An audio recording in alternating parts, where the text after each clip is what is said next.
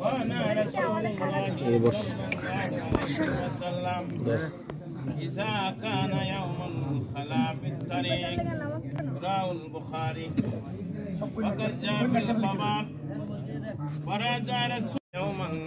عظيم عيد للكريم ووعيد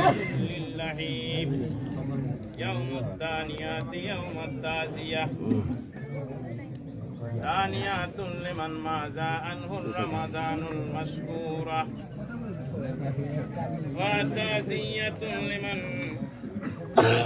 القضاء عنه مهجورة واحمدوا ربكم على الاستكمال الصوم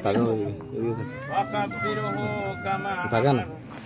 وانفقوا من خالص العمل والطيب القصد ونادوا عقده يا معشر المسلمين يا رب الكريم